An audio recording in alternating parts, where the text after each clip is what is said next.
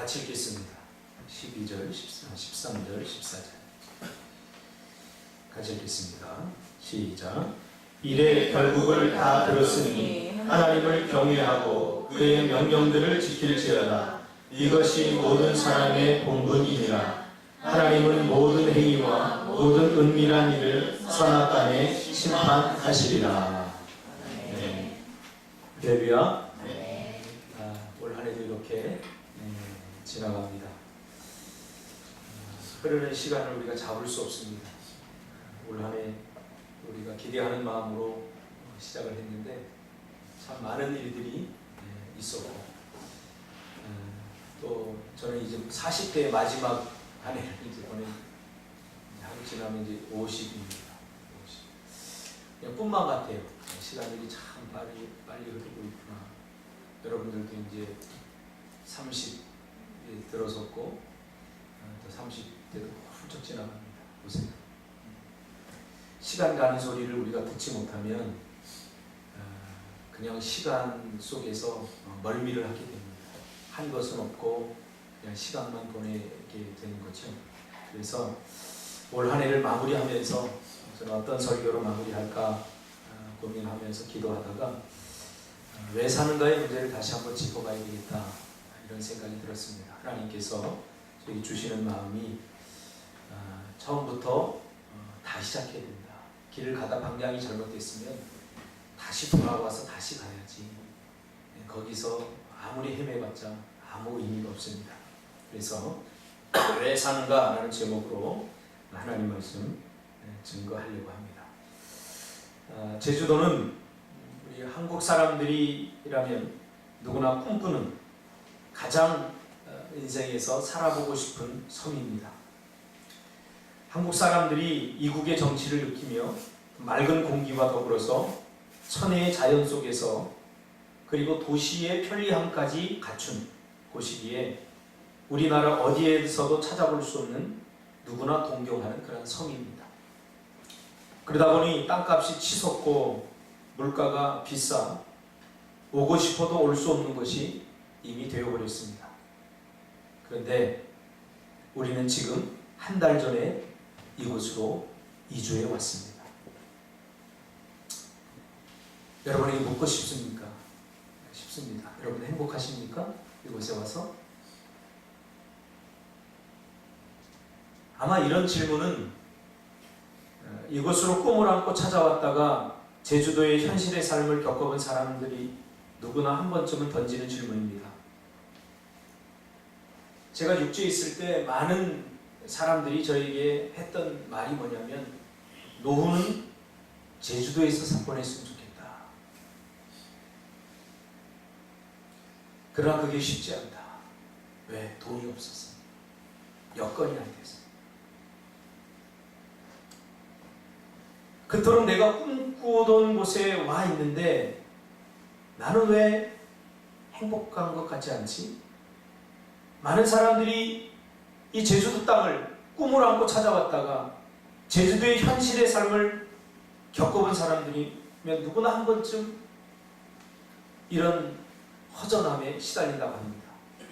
그래서 어제 제가 찾아보니까 육지에서 이 제주도로 온 사람들이 얼마나 정착하나 정착률을 보니까 채 30%도 되지 못했습니다. 10명이 오면 3명 정도 정착해서 끝까지 살아간다는 거죠. 나머지는 중간에 포기하고 다시 육지로 돌아간다는 겁니다.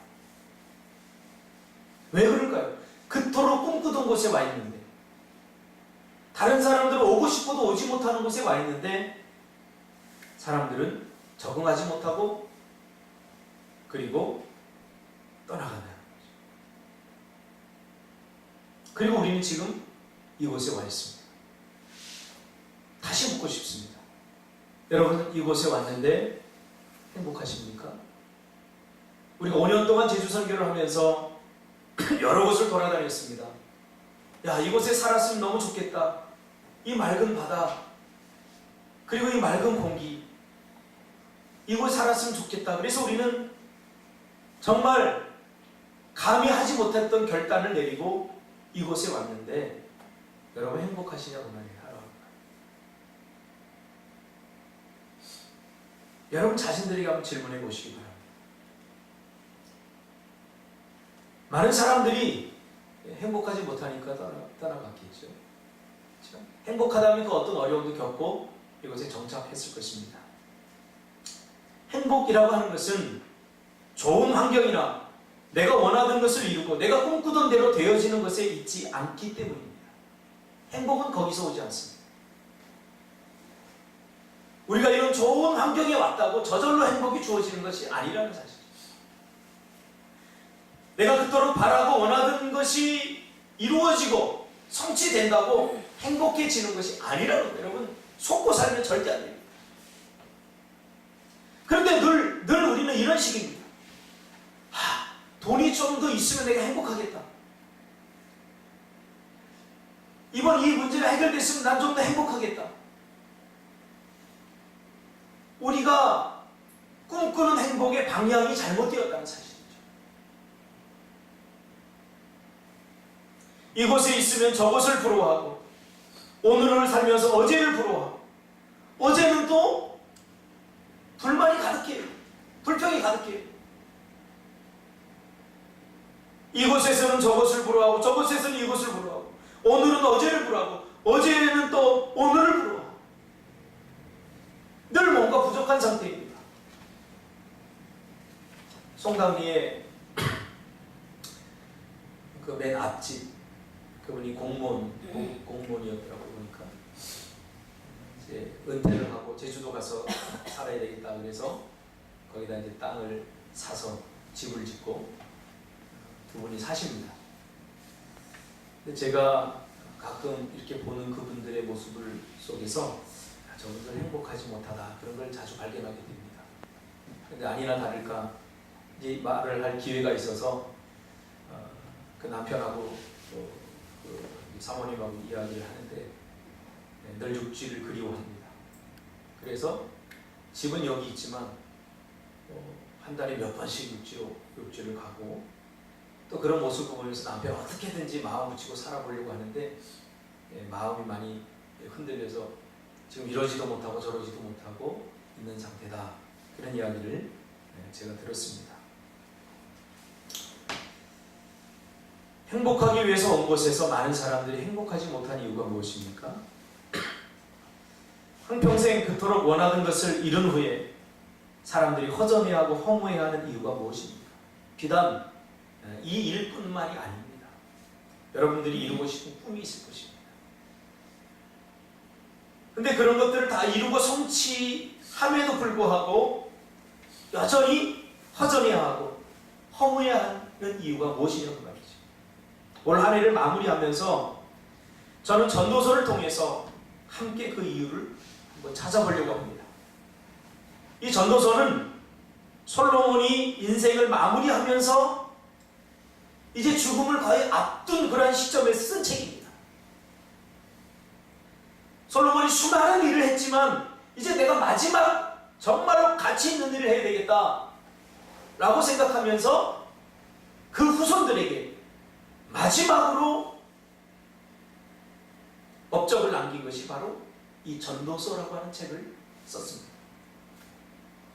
대단한 지혜와 또 권세 그리고 거대한 부와 놀라운 창의성을 가졌던 솔로몬에게는 연구소가 하나 있었습니다.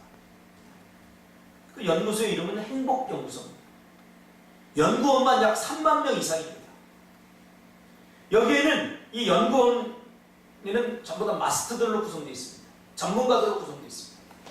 전 세계적으로 이름난 솔로몬이 당시 부가 얼마나 부유했던지 세계적으로 이름난 시인, 건축가, 왕, 외교관, 정치인, 철학자 다양한 직업을 가진 전문가들로 구성되어진 연구소가 바로 행복연구소입니다. 여기서 하는 일이 무엇입니까?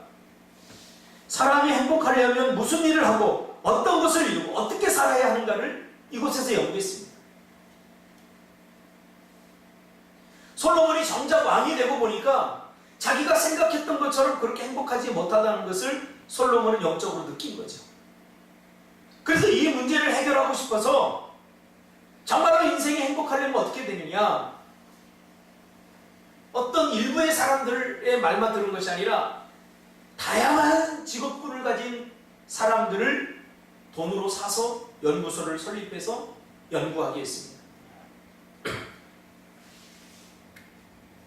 거기에는 건축가도 있었고, 또 쾌락을 연구하는 사람들도 있었고, 또 재정적인 부족함을 채워주는 그러한 사업을 하는 사람들도 있었고, 군사를 잘 다루는 사람들도 있었고, 거기서 연구한 바에 의해서 왕이시여 이것을 하면 참 만족합니다.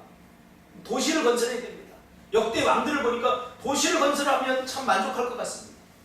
그래서 솔로몬은 지금도 유적을 파보면 정말 우리가 상상할 수 없었던 그런 건축과 도시 형태를 갖춘, 지금 현대적 도시보다 더 완벽한 그러한 도시를 갖춘 그런 건축물들도 세우고 도시도 만들었어요. 제가 성지순례 하면서 솔로몬이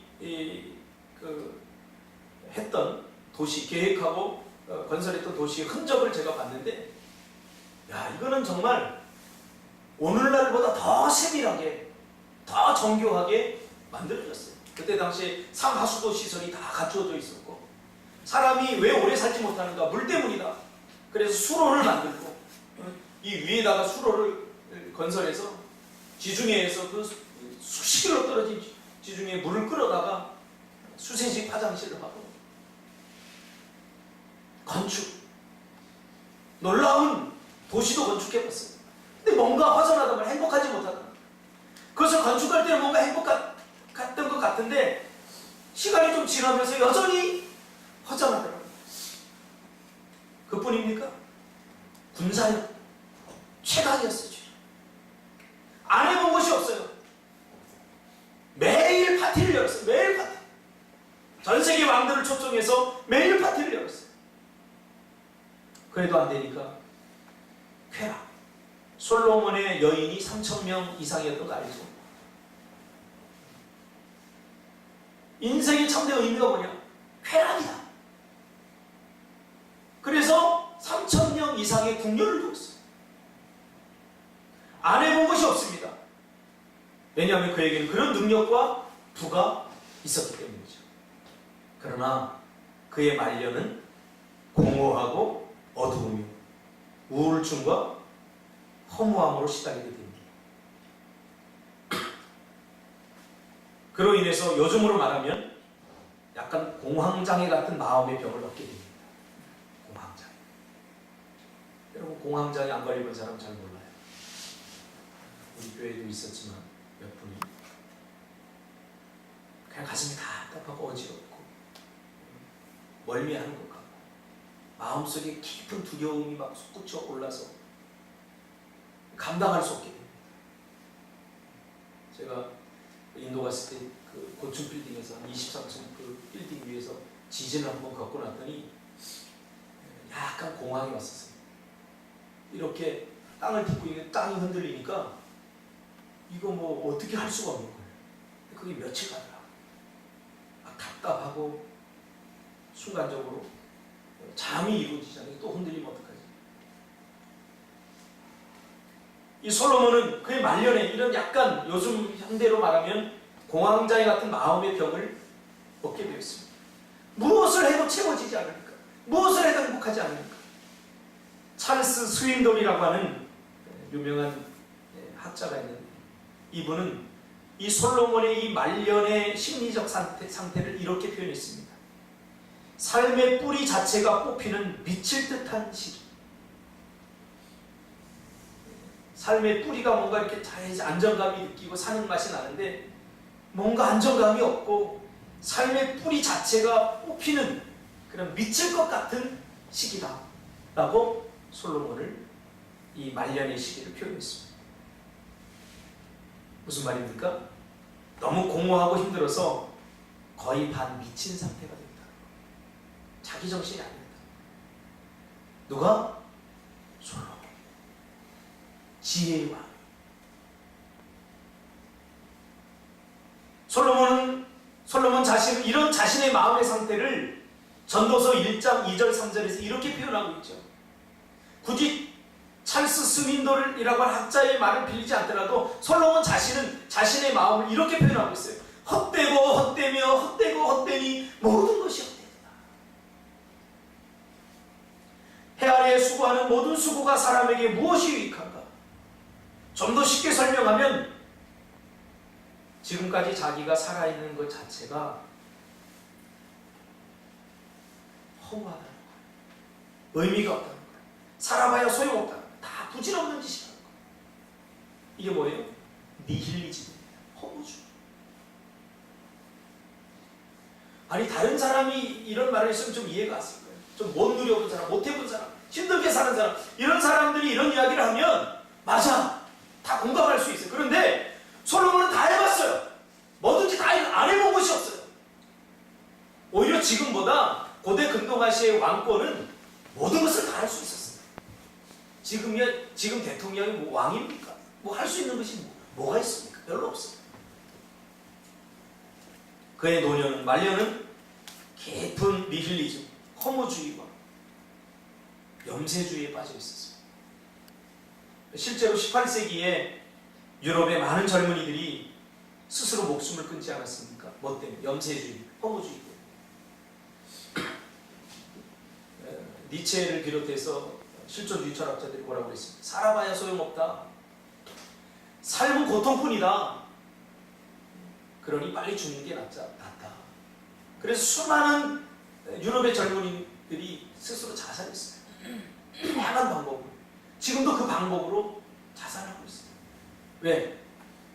살아봐야 고통이니까 더 살면 뭐하니? 어차피 고통뿐인데 빨리 죽는 게 낫다. 이게 다 사탄이 하는 짓 아닙니까? 사탄이. 그렇죠? 지금 솔로몬은 감히 솔로몬이 누굽니까? 지혜의 왕 아닙니까? 한때는 하나님을 기쁘게 했던, 성전을 지어서 하나님 앞에 드렸던 그런 솔로몬이 믿기지 않게 오늘 허무주의에 빠져서 헛되고 헛되고 헛되니 모든 것이 헛되고 헛되며 헛되고 헛되니 모든 것이 헛되다고 합니다.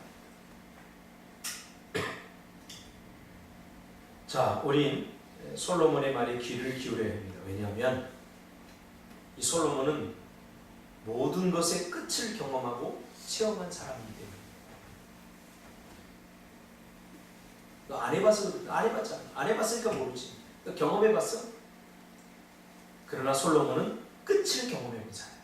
다 경험해본 사람. 인간이 만족할 수 있고 행복할 수 있다면 뭐든지 다 할 수 있는 능력이 있었기 때문에 다 해본 사람이에요. 그런데 결론이 뭡니까? 헛되고 헛되며 헛되고 헛되니 모든 것이 헛되다. 뭘 해도 기쁨이 없고 만족하지 못해. 혹시 여러분 중에도 그런 사람이 있을지 모릅니다. 아무에게도 말하지 못하지만 뭔가 인생에 대한 허무함을 느끼고, 이게 인생인가? 뭘 해도 기쁨이 없고 어쩔 수 없이 하지만 행복하지 않다는 거죠. 그렇죠? 그런 상태. 뭐 솔로몬만 느꼈을까요? 인간은 다 똑같습니다. 이것을 솔로몬은 헛됨이라고 표현하고 있습니다. 헛됨이 뭐죠? 의미 없는 상태. 사람이 살맛나게 하는 게 뭐냐면 의미를 추구할 때입니다. 의미. 근데 뭘 해도 의미가 없다. 이거 참 심각한 거예요. 의미를 추구하고 의미가 동기부여를 하고 의미가 무엇인가 살맛나게 하는데 그것이 없다면 이거 죽은 거나 마찬가지야. 살아도 산 것이 아니에요. 그래서 사람이 행복하려면 반드시 짚고 넘어가야 될 문제가 있는데, 괜히 사람들처럼 따라서 뭐 돈이 있어야 된다, 뭐가 돼야 된다. 아니에요. 다 솔로몬이죠. 헛됨이라고 말하잖아요. 안 해본 게 없어요. 사람이 정말로 행복하려면 어떻게 됩니까? 이것은 하나님의 꿈이기도 합니다. 하나님께서 여러분이 행복하기를 원하지 불행하기를 절대 원하지 않습니다. 여러분이 빼앗겨버린, 죄로 말미암아 빼앗겨버린 행복을 다시 찾아주기 위해서 예수님께서 이 땅에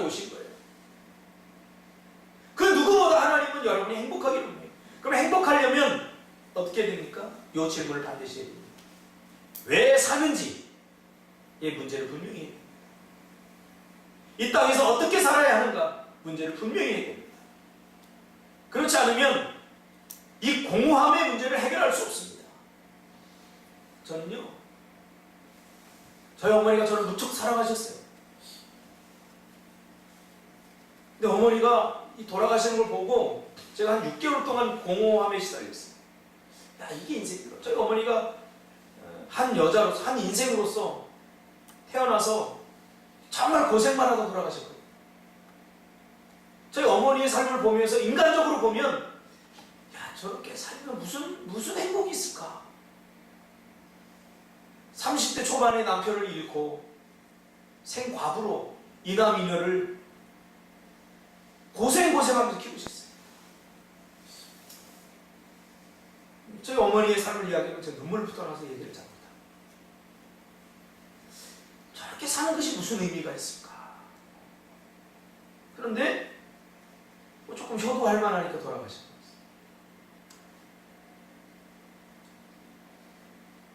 그러니까 저도 한 6개월 동안 야, 이게 인생인가? 그런 생각이 들더라고요. 공허함. 누구나 다 직면합니다. 여러분들도 어느 순간에 다 직면하게 되어 있습니다. 이미 직면한 사람도 있습니다.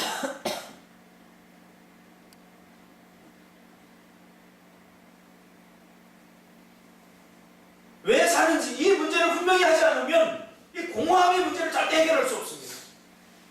그래서 사람들이 그 비워진 마음, 그것을 채우려고 결국 중독자가 되는 거예요. 여러분들도 이미 중독자가 있으시면 이 공허한 마음을 채우려고 사람을 만나요. 관계 중독이에요, 관계 중독. 사람을 만나면 만날수록 더 허전합니다. 마치 가뭄에 마실 물이 없듯이, 저 바다에, 제주도 바다 푸른 물 마시면 더 갈증이 나지 않습니까? 그래 사람이 중독이 되는 거예요. 사람에게 뭔가 사랑받지 못한 사람은 자꾸 사랑받으려고 합니다. 그래서 중독자가 되는 거예요. 그래서 제가 농담처럼 집사람한테 얘기했어요. 당신의 장점이고 단점이 한 곳밖에 못 본다. 그 다음을 못 본다. 그래서 나를 선택했다. 내가 얼마나 흠이 많고 내가 허물이 많은 사람인데 나의 한 곳밖에 못 봤기 때문에 다행히 그것이 좋은 쪽으로 봤기 때문에 나랑 결혼했지, 나의 전부를 알았다면 당신 나랑 결혼하지 않았을 거다. 여러분 아마 다 그럴 거예요. 그 공허함을 채우려고 결국 중독이 되는 거예요. 마약 중독, 섹스 중독, 관계 중독, 또 종교 중독도 있어요. 교회에 나오는데 뭔가 허무함을 채우기 위해서 정말 예수 그리스도를 생명적으로 만나지 못하고 그냥 종교 생활로 만족하지. 이게 종교 중독이에요. 그러나 교회에 예배하지 않고 떠나버리면 뭔가 불안해서 그래도 예배 나오는데 감격과 기쁨은 없는 사람들. 종교 중독. 왜? 인간은 누구나 이러한 공허함이 있기 때문에 파스칼이 이야기한 것처럼 하나님만이 채울 수 있는 공간이 있는데 그 공간이 자꾸 세상 것들로 만족을 줄 수 없고 행복할 수 없는 것들로 채우려고 하다 보니까 갈증이 더 심해져서 결국 자기 스스로 멸망의 길로 가게 됩니다. 여러분 현진영이라고 여러분 잘 모르겠지만 아나? 선생님?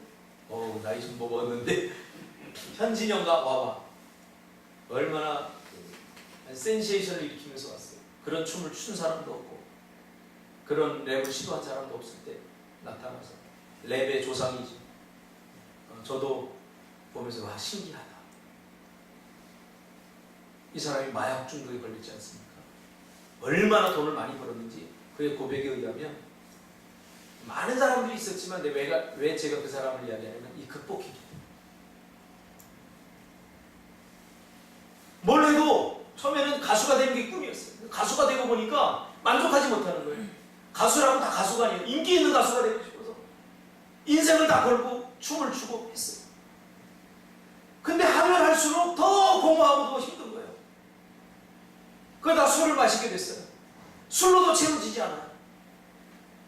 그 여자와 밤을 치세요. 그래도 채워지지 않아요. 그러다 마약까지 손대게 됐어요.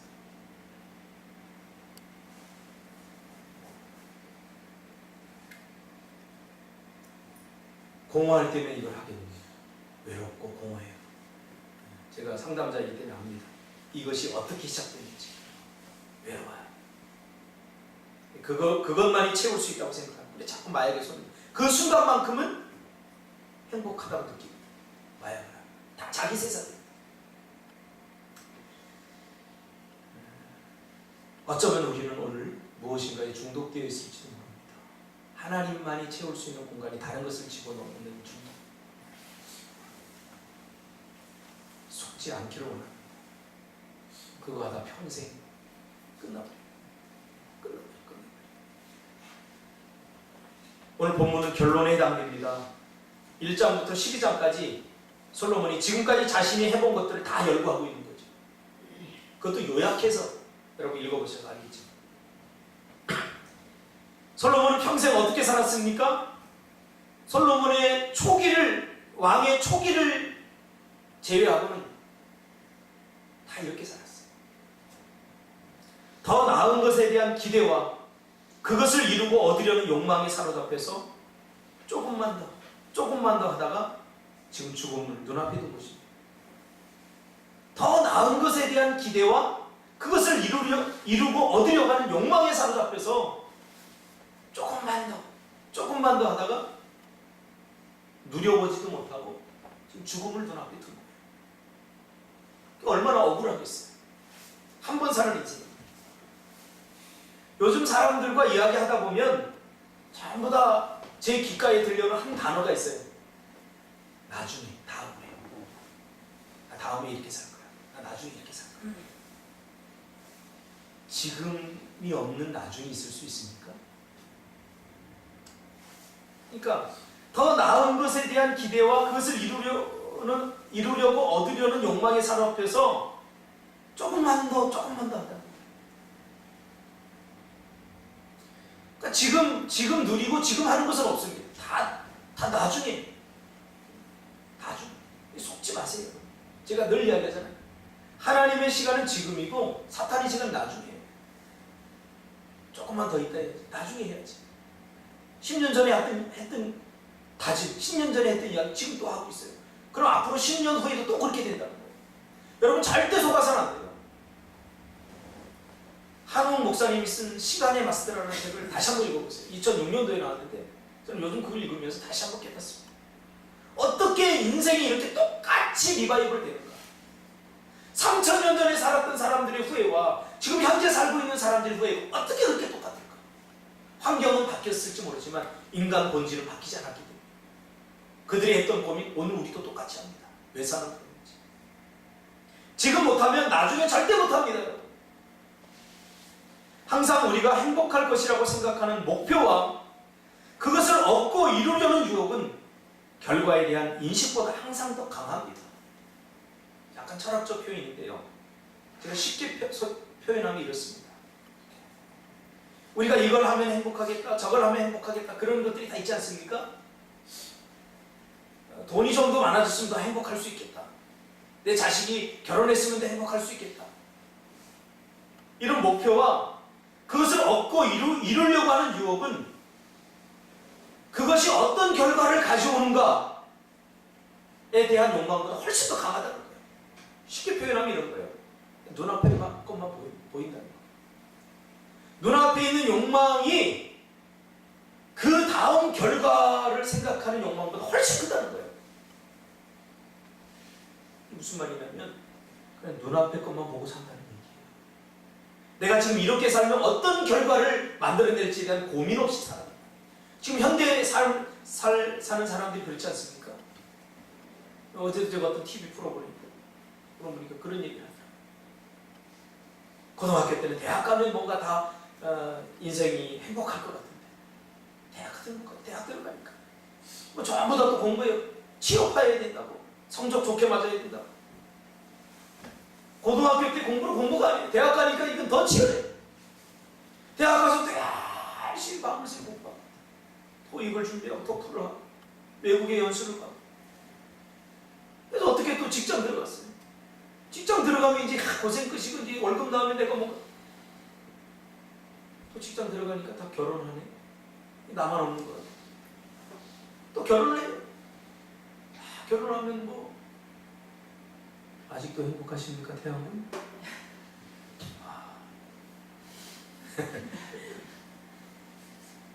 평생 가기를 주님의 이름으로 축복합니다. 결혼만이 목표로 두면 그 다음을 생각하지 못하면 결국 이렇게 된다. 자, 그래서 지금 30까지 와서 결혼했어. 다음 차례가 뭔지 알죠? 직장도 가졌다. 이제 뭐 해야 돼? 보니까 성진이가 애를 낳네? 아니, 성진이가 낳는 건 아니고 현선이가 애를 낳네? 막 이쁘네? 귀엽네? 나도 가져야 되겠다. 애를 뿅 낳습니다. 뭐 하다 보니까 애를 낳는 순간 내 삶은 다 없어지죠. 부부 중심에서 자녀 중심으로 바뀌는 순간 요만한 거 하나 생기면 옛날에는 내 게임팩 사고 내가 좋아하는 게임 의자 사고 근데 못 삽니다. 그래, 애기가 오는데 분유가 만만치 않습니다. 미니스커트 입고 다니는데 다 필요 없습니다. 다 애한테 들어가. 하나만 낳으면 납니까? 우리 교회는 사명이 있어서 셋 이상 낳으라고 하지 않습니까? 셋 이상 안 낳으면 교회를 떠나십시오. 셋 이상 낳아야 됩니다. 셋 이상 안 낳으면 부모가 아닙니다. 그래서 상진이 어머니 부모도 셋 낳잖아요. 최소한 셋이야. 셋은 키워봐야 돼.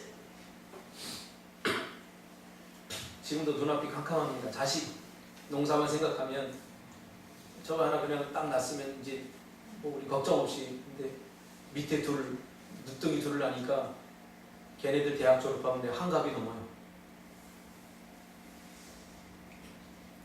그렇게 생각하면 뭐 지금도 내가 뭘 조그만 도끼질 몇 번 했더니 지금 인대가 염증이 생겨가지고 지금 못하고. 예전에 어제 올라왔던 샛별오름 같은 거 뛰어 올라가야 성이 차는데 이제는 그냥 올라가도 숨이 막 차. 참 약해지겠죠. 그러다 한 인생이 끝나버리는 거예요. 도대체 인생은 뭐 때문에 사는 거예요? 살아보고 결정하는 것이 아니라 성경은 그래서 성경을 주신 거예요. 왜 사는지에 대한 문제를 가르쳐준 거예요, 성경은. 그래서 이 문제를 분명히 하지 않으면 무엇을 해도 공허하다는 거예요. 저는 성경에서 이 해답을 찾았어요. 정말 인간적으로 생각한 우리 어머님은 정말 세상에서 가장 불쌍한 사람이에요.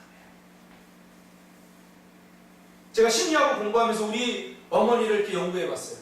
한 여인의 인생을 제가 이렇게 연구하면서 저희 누님들한테 어머니 어릴 때 들었던 어머니의 삶을 이렇게 들었어요. 저희 어머니가 제가 이제 고백하는데 그냥 본처가 아니라 후처로 들었어요. 그러니까 저희 아버지가 한 여자와 결혼을 해서 저희 큰 형님을 낳았어요. 그러니까 저희가 오남매입니다. 그 형님까지. 낳는데 저희 어머니가 몸도 약하고 저거 제대로 살겠나 이렇게 몸도 약하고 정말 힘들게 사셔. 어릴 적부터. 그 몸이 매일 아프니까 집에서도 사람 취급을 별로 못 받은 거예요. 그 어릴 때는 그렇게 큰 거예요. 그렇게 성장하신 거예요. 그런데 이제 아버님 만나 조금 행복하려고 잠시 몇 년 행복하게 살다가 아버님이 간경화로 술 드셔서 돌아가셨어요. 그 다음부터 여인이 혼자 이제 살게 된 거죠. 얼마나 힘들었을까요? 인간적으로 보면 정말 불쌍하고 그래요. 근데 저희 어머니는 굉장히 행복하셨거든요. 노년에도 그렇고. 돈으로 채울 수 없는 그 뭔가를 있어. 그래서 어머니 앞에서 저는 늘 작아졌어요. 제가 원래 키는 작지만 다른 사람 앞에 별로 작아지는 사람이 아닌데 어머니 앞에 모습이 늘 작아졌어요. 내가 돈이 많으면 행복하겠지. 그래서 목표를 돈 많이 벌기로 잡습니다. 그런데 만족하지 못합니다. 조금만 더 하다가 결국 죽음에 이르게 된다는 것입니다. 어떤 학자는 그것을 이렇게 표현했습니다. 결국 인생은 화장실, 더 많은 화장실을 있는 집을 탐하다가 죽게 됩니다. 그렇죠? 처음에는 아파트 화장실 하나 있는데 살다가, 그 다음에는 화장실 2개 있는데 살다가, 어떤 집 가보니까 화장실 3개 있네? 그 집이 도대체 뭔데요? 그 집 죽을 때 들고 갑니까? 못 들고 가요. 저희 어머니 돌아가실 때 보니까 아무것도 안 들고 가더라고요. 그래서 이 욕망이라는 게 무섭습니다. 사탄은 지금 자꾸 욕망을 자극합니다. 만족을 줄 수 없는 욕망을 자꾸 자극해서 그것을 찾다가 우리 인생 끝나게 만든다는 거죠. 마지막 결과에 대해 전혀 예측하지 못하게 만들기에 항상 즉각적인 만족만을 욕망. 지금 힘들면 어떻게 해야 돼요? 마약을 하는 거예요. 지금은 기쁘니까. 그 다음을 생각하지 못하게 한단 말이에요. 이 말을 쉽게 말합니다. 이것을 솔로몬은 결국 죽음을 눈앞에 두고 깨닫습니다. 그래서 이 책이 전도서가 된 이유가 바로 전도하는 책입니다. 어떻게? 솔로몬의 전 인생을 적나라하게 폭로하면서 너희들 그렇게 살면 안 돼. 너희들 공허해질 거야. 지금 너희들 지금 어떻게 살고 있냐? 돈이 전부라고 생각하느냐? 가족이 전부라고 생각하느냐? 너희들이 생각하는 삶의 목표와 이유를 다시 한번 생각해봐라. 그 말이에요. 그래서 이 책이 전혀 어울리지 않게, 책은 굉장히 사색적이고 철학적인 책인데 전도서가 된 거예요. 전도서. 솔로몬은 지금 이렇게 전도하고 있는 후대들. 결국 뭐예요? 그런 거 누리지 말라는 얘기 아니에요. 지금까지 좋지요. 베러고 베스트죠. 더 좋은 삶 우리가 누려야죠. 그러나 정말 중요한 게 있다는 거예요.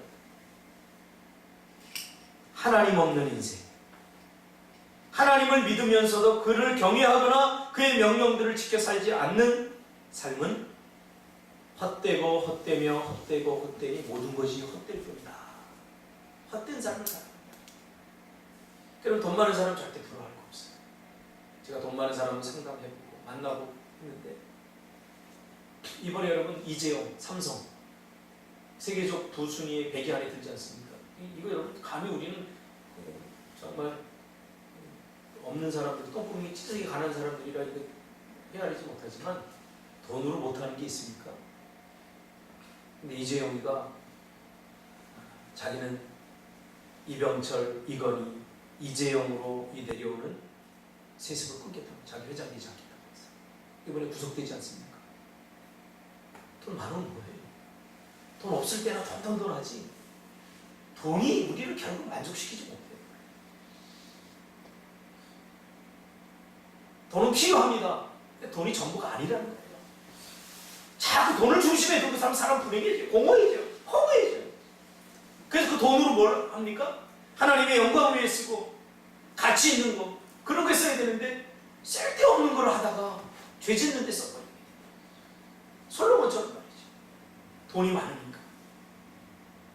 하나님 없는 인생, 하나님을 믿으면서도 그를 경외하거나 그의 명령들을 지켜 살지 않는 사람은 헛되고 헛되며 헛되고 헛되도다 라고 첫 문장과 마지막 문장을 연결해 주면서 결론을 내리고 있지 않습니까? 왜요? 이것이 사람의 본분이라고 말합니다. 하나님께서 우리를 만드실 때에 우리가 행복할 수 있는 비결은 하나님을 경외하면서 그의 명령들을 지켜 살 때에 행복하도록 만들어 놓으셨기 때문입니다. 그래서 여러분 뭘 해도 만족이 없고 행복이 없어요.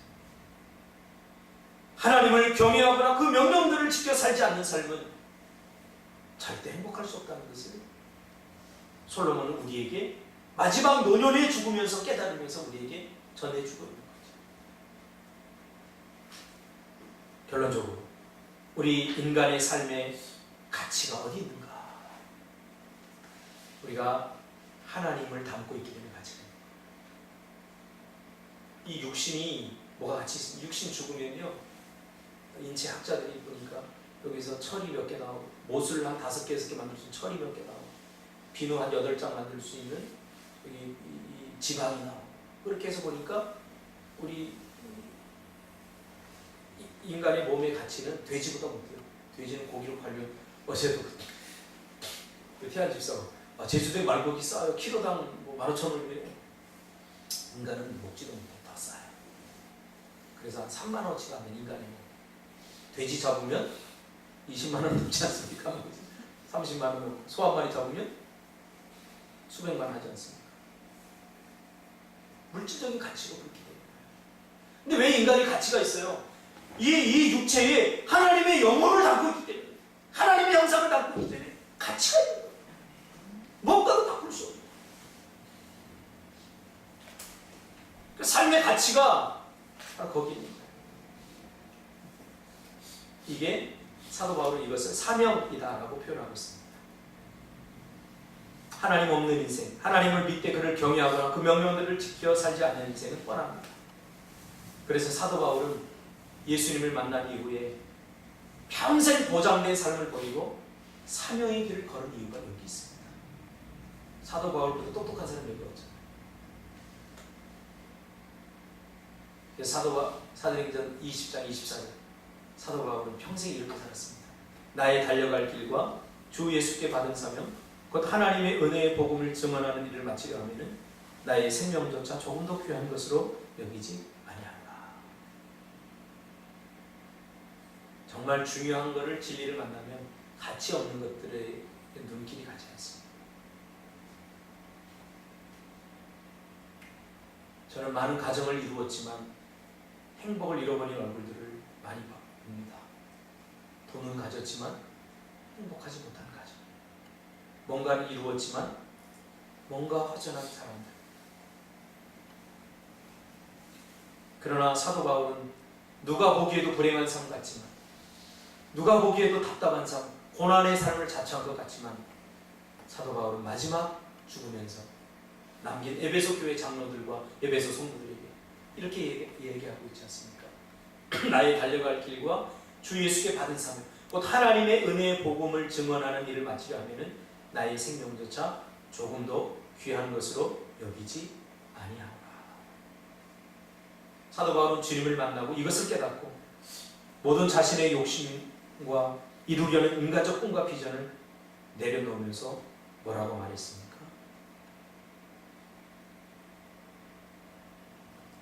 모든 것을 내가 배설물로 여긴다.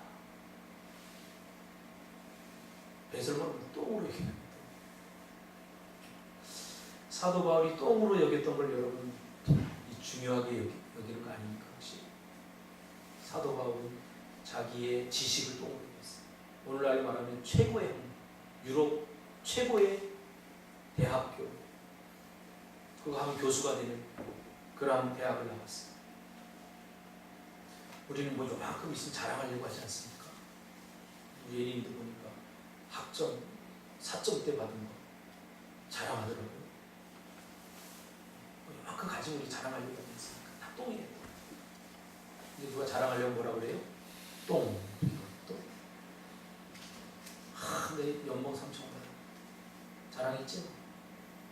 똥 자랑한 거야, 똥 자랑. 사도 바울이 똥. 그것은 우리 인생에서 별로 중요한 게 아니에요. 시간이 되면 연봉 3,000이 4,000이 되고 4,000이 되고 5,000이 되고 그 너무 목매이지 마요. 다 되는 거야. 여러분이 그렇게 하지 않더라도 다 되는 거야. 성경이 이미 가르쳐주고 있어요. 네? 태안이 애 낳는 법 지금 학습받고 있나? 애 어떻게 갔는지 알아? 네. 어떻게 알았대? 아니 알려주세요. 너 본능적으로 알았지? DNA가 그런 거야. 뭐 가르쳐주지 않아도 애는 잘 들어요. 야동 좀 맞나?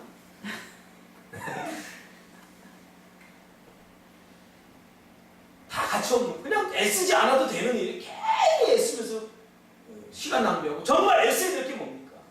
우리가 이 땅에 왜 왔고 무엇 때문에 사는 어떻게 살아야 되는지 이게 중요하다는 거예요. 로마서 11장 36절에 사도 바울은 이것을 깨달았어요. 내가 어디서 왔고 이 땅에서 무엇을 하며 내가 결국 어디로 가는가 분명히 사도 바울은 알았어요. 그래서 로마서 11장 36절에 이는 만물이 주에게서 나오고 주로 말미암고 주에게로 돌아가게. 할렐루야. 우리 죽으면 땅에 묻히면 끝이 아니에요. 죽음 이후에는 심판이 있어요. 히브리서 9장 27절. 사람에게 죽음은 사람에게 한번 정하신 것이요 그 후에는 심판이 따라. 죽으면 끝이라 뭘 두려워합니까? 죽어버리면 되죠. 고통스러운 사람. 그렇죠? 죽으면 끝이라 뭐가? 저는 어릴 적에 죽음을 경험했어요. 제 아버지가 제가 5살 때 돌아가셨거든요. 그래서 그때부터 좀 죽음에 대해서 생각하기 시작했어요. 아유, 저 애늙은 아니에요. 인간은 본능적으로 다 생각하고 있어요. 그래서 어린애들한테 함부로 이야기하면 안 돼요.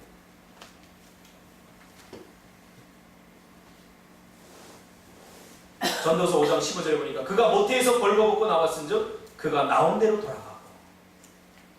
목회를 하면서 목욕자 시절부터 많은 사람들이 죽음을 지켜봤어요. 아무것도 갖지 못하고 돌아가요. 제가 준석 집사님의 할머니도 돌아가신 임종에게 제가 드렸어요. 아무것도 가지고 돌아가지 못하죠. 그토록 사랑하는 자식들 아무것도 남길 수 없어요. 남기지 않는 게 좋아요.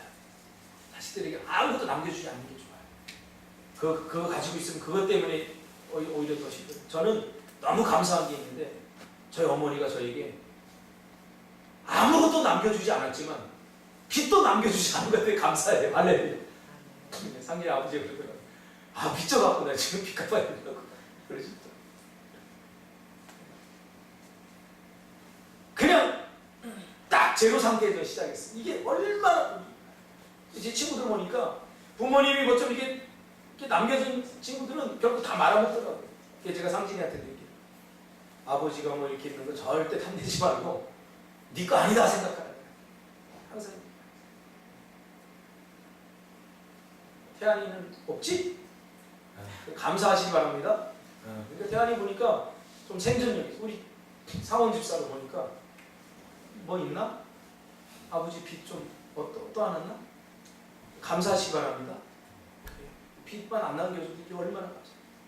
여기서부터 시작하는 거예요. 요즘 젊은이들이 또 자꾸 뭔가를 바래요.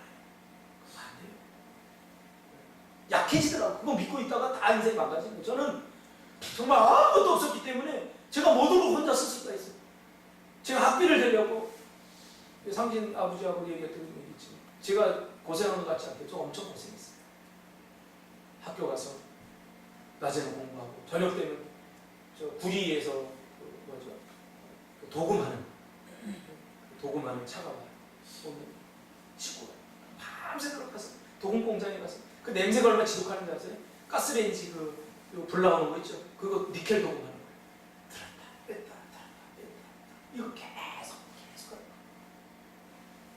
밤새도록 시달리고 공부가 됩니까? 오면 또 어떻게 시험 보고 그렇게 생각했어요. 거기서 제가 깨달았어요. 야, 이렇게 사는 건 삶이 아니다. 그래서 내가 앞으로 어떻게 살아야 되는가? 하나님 없는 인생 뭘 해도 기계적 삶입니다. 허무합니다. 지금 이미 다 솔로몬이 겪어보고 이야기한 거 아닙니까? 헛된 것을 다 내려놓으시길 바랍니다. 헛된 욕망, 욕심. 그때부터 하늘로부터 내려온 참된 기쁨과 행복을 경험합니다. 저는 지금 여기서도 행복하고요. 인천에 있을 때도 행복했어요. 또 하나님이 또 어디로 가실지 몰라요. 모르는 거 아니에요. 내가 어떻게 장담할 수 있어요. 거기서도 행복할 것 같아요. 집사람은 그래요. 당신이 있는 곳이 행복한 곳이야. 그래서 저를 따라왔대요. 근데 요즘 좀 힘들어하는 것 같아요. 여러분, 다시 말씀으로 돌아가시기 바랍니다. 다시 하나님과 관계하시기 바랍니다. 다시 말씀을 담으시기 바랍니다. 예배를 기대하시기 바랍니다. 기도의 자리로 돌아오시기 바랍니다. 이거 없이는 여전히 허전함을 우리가 감당할 수 없게 되는 것입니다. 기도하겠습니다. 주님 고맙습니다. 우리가 외상가에 대한 문제를 분명히